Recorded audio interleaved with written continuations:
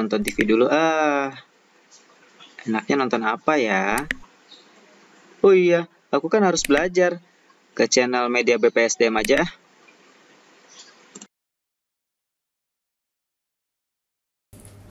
Baik, sahabat BPSDM, ketemu lagi dengan kita, pengampu tim kepemimpinan kinerja untuk agenda 2 kepemimpinan pelatihan administrator. Materi kita pada kesempatan ini adalah kepemimpinan transformasional. Yang akan dibahas khusus untuk pertemuan ini adalah bab 4. Karena bab 3, bab 2 dan bab 1-nya sudah kemarin. Kita akan bahas bab 4 tentang refleksi dan simulasi kepemimpinan transformasional.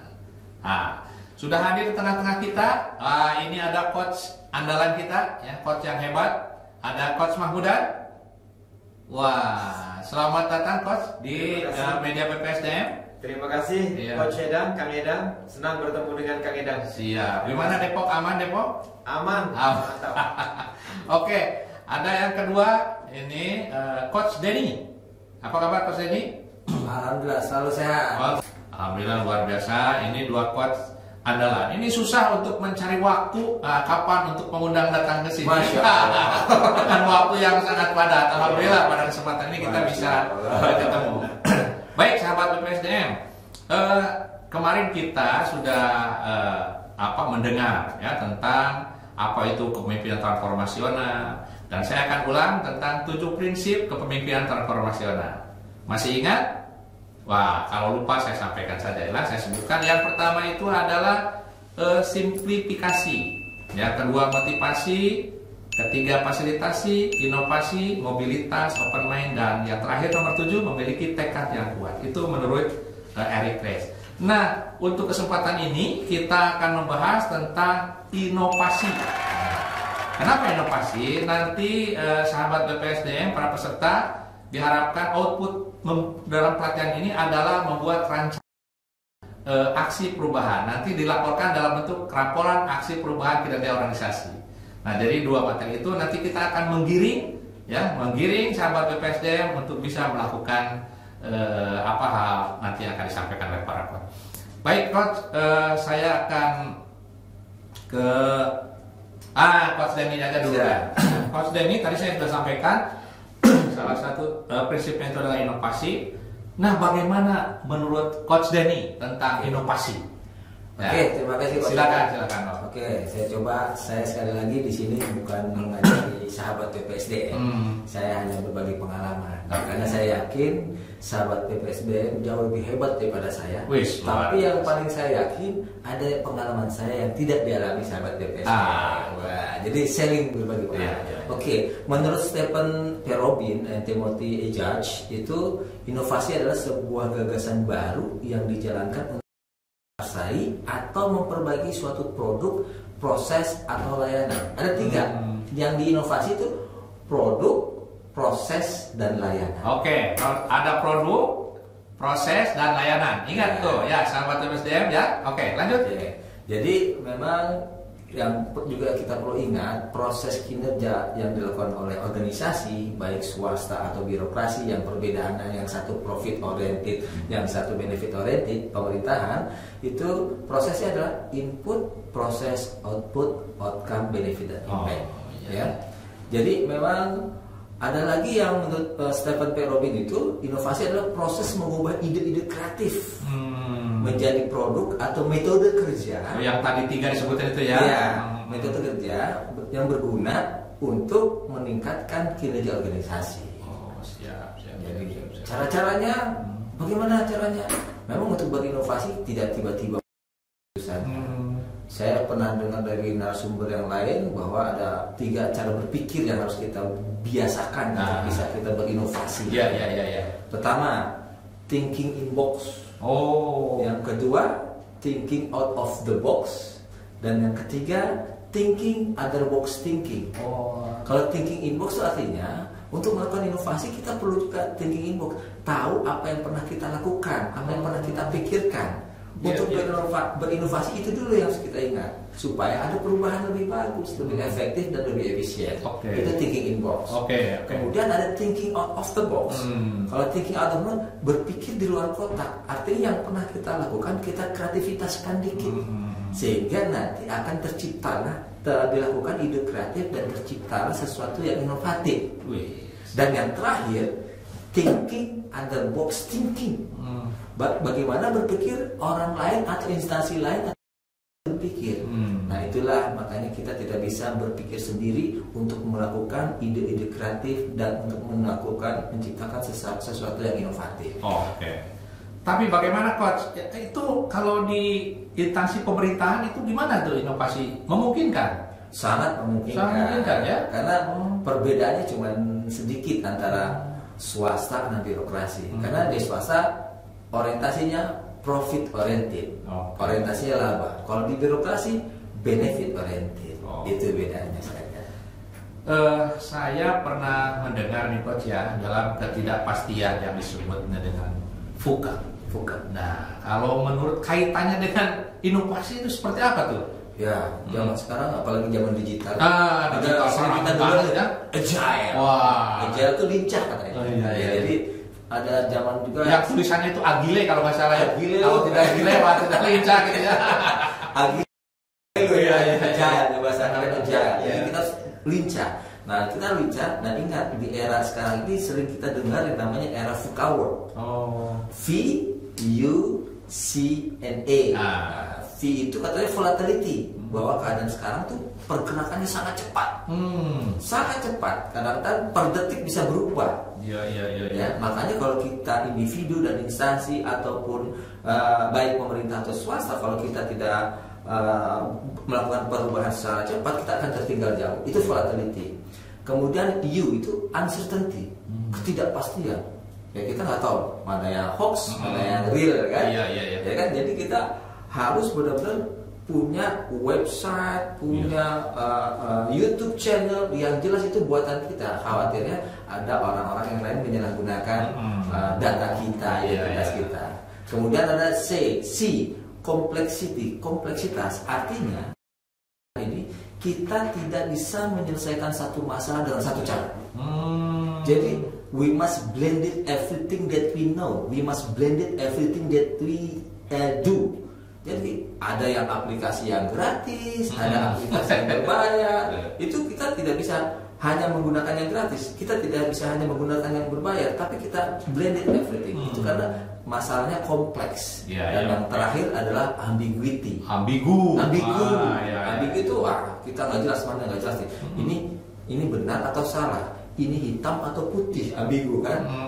Kadang-kadang kita juga perlu melakukan cara-cara yang abu-abu, tapi tetap kita harus menentukan visi bersama, mencapai visi bersama organisasi baik swasta atau birokrasi. Keren ya. Oke, terima kasih Coach Jerry. Nanti kita lanjut. Saya ingin ke Coach Mahmudan nih, ya. Tadi sudah disampaikan inovasi itu seperti apa, dikaitkan dengan VUCA. Nah, sahabat WPS dia juga ingin mendengar tentang karakteristik inovasi. Nah, silakan dilanjut Coach. Iya, terima kasih Coach Edan atau Kang Edan. Paling tidak sebuah inovasi itu bisa dicirikan atau ditandai dengan 5 karakteristik, ya, yang sangat mudah untuk diketahui. Nah, secara umum karakteristik itu ada 5. Yang pertama itu adalah sebuah inovasi itu mencerminkan atau karakternya adalah relative advantages atau menghasilkan keuntungan relatif. Jadi sebuah inovasi itu harus mempunyai keunggulan dan nilai yang lebih dibandingkan inovasi sebelumnya. Berbeda gitu ya, ada perbedaan. Sama bukan inovasi namanya. Ada nilai-nilai yang melekat dari inovasi baru, atau kalau dalam bahasa yang lebih keren itu disebut nilai yang baru itu nilai kebaruannya. Nah, nilai kebaruannya terus muncul, ada sesuatu pembeda. Kemudian ciri yang kedua itu ada kesesuaian atau compatibility. Jadi inovasi itu harus sesuai dengan yang digantikan, agar inovasi itu mempunyai kesambungan dengan apa-apa yang sudah digantikan sebelumnya. Harus sesuai. Engagement. Jadi tidak berkesinambungan, tidak otomatis yang lama dibuang begitu saja. Seperti itu. Itu inovasi harus ada kesinambungan. Oleh karena itu inovasi itu selalu diawali dari proses sebelumnya. Ada perkembangan menuju ke arah yang selanjutnya. Jadi tidak buang begitu saja. Nah itu yang sering dilupakan orang. Kemudian ada kompleksitas atau ada kerumitan. Inovasi bisa menghasilkan kerumitan-kerumitan yang bisa jadi itu lebih tinggi dari situasi sebelumnya. Nah, oleh karena itu salah satu inovasi yang baik itu menawarkan, ya, jadi tingkat kerumitan bisa lebih tinggi, tetapi inovasi itu menawarkan bahwa kerumitan itu tidak menjadi masalah yang penting. Nah, ini yang penting. Jadi dia semakin rumit, tapi itu bukan masalah. Karena apa? Karena inovasinya tadi ada. Sesuatu yang baru itu ada. Kemudian yang keempat itu inovasi dikatakan inovatif apabila bisa dicoba atau triability. Jadi kalau tidak bisa dicoba, Kang Endang, itu bukan inovasi. Masih angan-angan saja. Jadi sesuatu harus dicoba. Kalau sudah teruji dan terbukti, nah itu baru dikatakan inovasi. Kalau masih trial and error itu belum inovasi. Harus bisa dicoba dan itu terbukti, diuji dan terbukti, itu baru inovasi namanya. Dan yang terakhir itu inovasi itu ditandai atau diidentifikasi dari kemudahan untuk diamati atau mudah untuk diamati atau observability.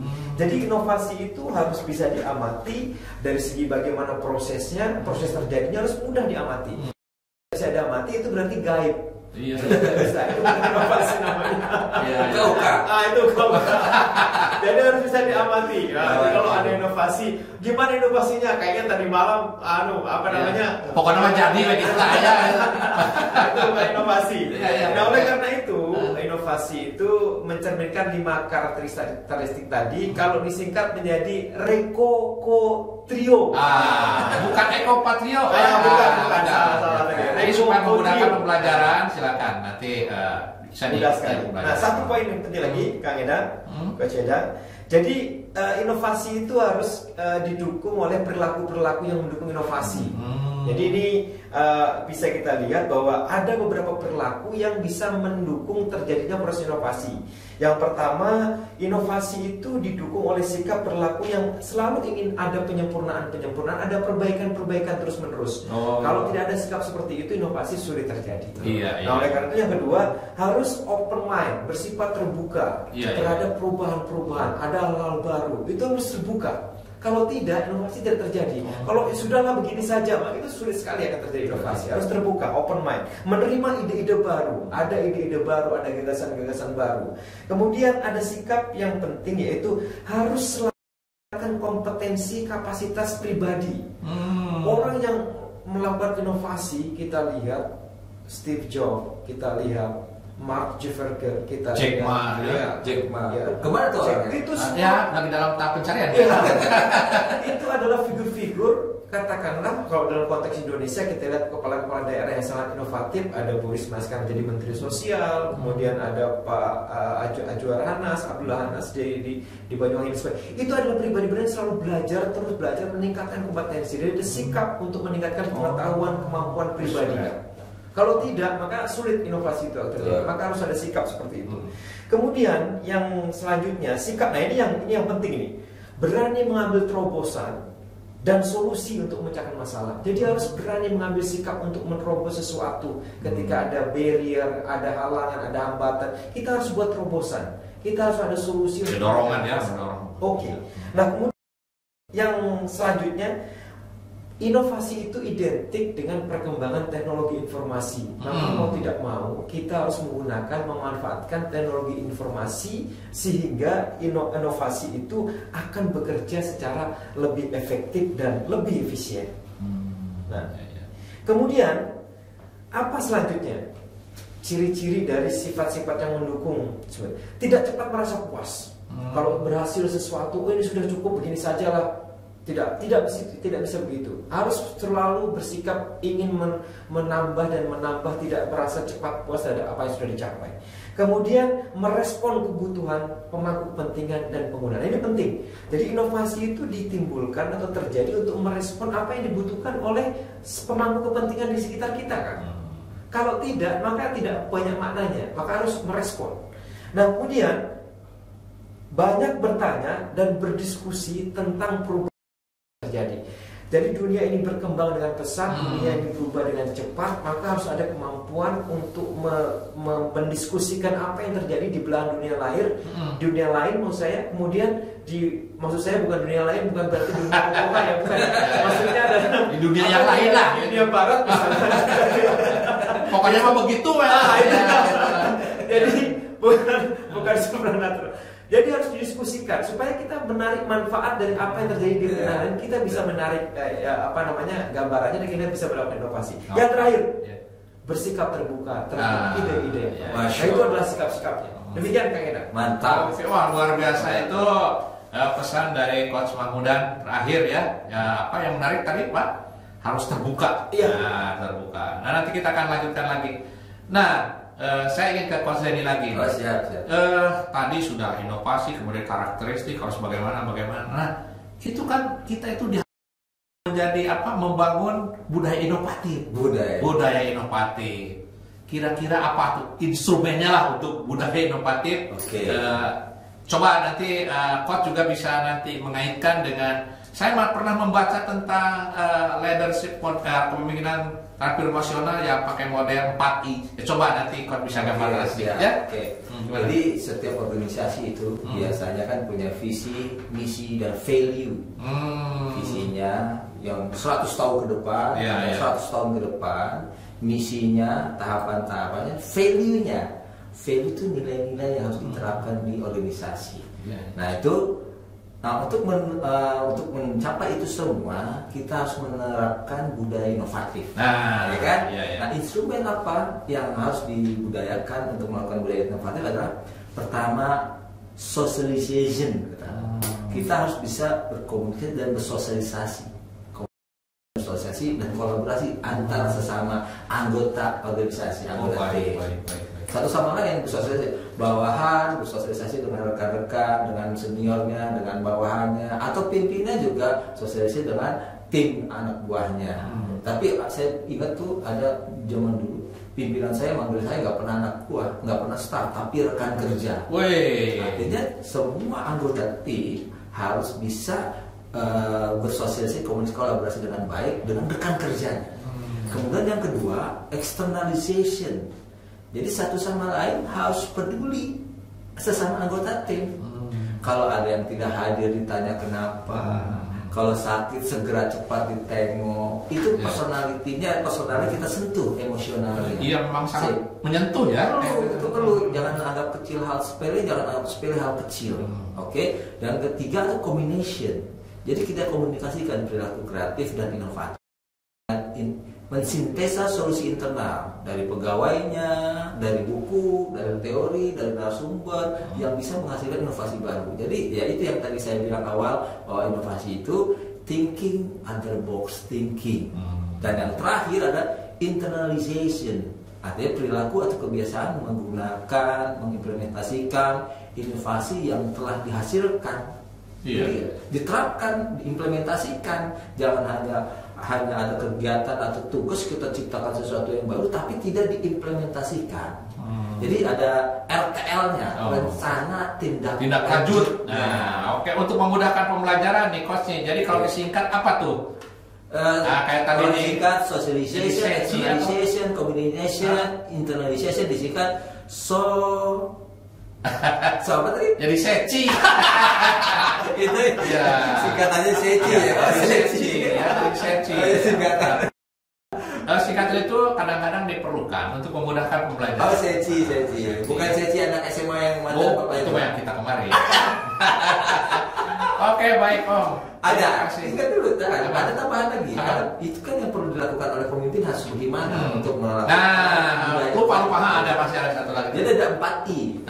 Satu I pertama idealize influence, yaitu perilaku seorang pimpinan yang bisa memiliki keyakinan yang kuat terhadap apa yang dia percayai, apa yang value yang dia punya. Iya kan? Ada misalnya kantor kita nih ya punya value prima, profesional, responsif, inovatif, berorientasi pada mutu, akuntabel. Ya, Nah itu harus kuat diterapkan dari seluruh anggota tim, anggota organisasi, tidak hanya individu atau pimpinan, tapi semuanya secara bersama-sama. Dan pimpinan kekuatan, keyakinan untuk melakukan itu. Kedua ada inspirational motivation. Jadi seorang pemimpin itu harus bisa memotivasi pihak-pihak lainnya, bawahan, temannya, dan lain sebagainya. Begitu juga rekan-rekan semua juga saling mengingatkan, saling memberikan inspirasi. Ayolah, kamu bisa, masa gini aja gak bisa. Jadi menginspirasikan. Contohnya seperti ya tim kita kan, ada yang belum maksimal diingatkan. Ayo kita tim berlanggar. Itu yang saya rasakan. Kemudian yang ketiga intellectual stimulation. Jadi pemimpin merangsang anak buah agar lebih kreatif dan inovatif melalui pencarian asumsi, perumusan masalah, dan menyesuaikan situasi dari yang lama ke yang baru. Jadi solusi, jadi harus trust, no blame others, and solution oriented. Dan yang terakhir adalah individualized consideration. Pemimpin memberikan perhatian kepada kebutuhan individual. Perlu apa? Perlu apa? Perlu mic, perlu apa? Dan alhamdulillah kita sudah difasilitasi. Siap, ini luar biasa. Terima kasih. Itu yang antara soci, seci, dan empati. Luar biasa. Oke, terima kasih nih. Saya ingin ke Coach Mahmudan lagi. Baik. Saya ingin pendapat yang tidak terlalu panjang lah. Bagaimana tentang salah satu prinsip, 7 prinsip itu adalah motivasi, kan betul Pak ya? Motivasi ini dari seorang pimpinan itu menjadi penting. Ya. Saya pernah mendengar itu yang namanya virus mental. Oh iya. Ya. Coba saya ingin mendengar dari Coach Mahmudan motivasi kaitannya dengan virus mental. Gimana? Ayo Coach, silakan. Oh iya, jadi ini pendapat salah seorang guru besar di Harvard University dari Amerika Serikat, namanya David McClelland. Ya, kita sering mendengar teori motivasi itu oleh Maslow ya. Maslow ya. Itu sering. Tapi ini ada pendapat yang berbeda dari David McClelland, seorang psikolog dari Harvard University. Dia menyatakan, jadi kinerja seseorang, kemampuan seseorang itu sangat ditentukan oleh virus yang ada di dalam mentalnya atau virus mentalnya. Jadi virus mental itu akan bisa menyebabkan produktivitas seseorang itu meningkat. Nah itu, jadi virus mental itu diperlukan sehingga produktivitas seseorang itu meningkat. Apa itu virus mental? Virus mental itu adalah kondisi di dalam jiwa seseorang, ya, yang mendorong seseorang mampu mencapai prestasi yang lebih tinggi atau meningkatkan prestasi yang lebih tinggi. Nah, Kang Endang bisa bayangkan kalau seseorang punya virus mental di dalamnya, maka dia akan meningkat produktivitasnya. Apa virus mental itu? Virus mental itu ada 3 kan.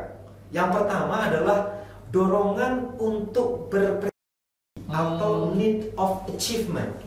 Jadi kebutuhan yang pertama itu ada dorongan, virus yang pertama itu ada dorongan untuk berprestasi. Orang itu akan meningkat kinerjanya apabila dia ada dorongan yang sangat besar untuk berprestasi. Nah, kalau tidak mempunyai dorongan yang besar itu, adalah kita harus menciptakan dorongan tersebut.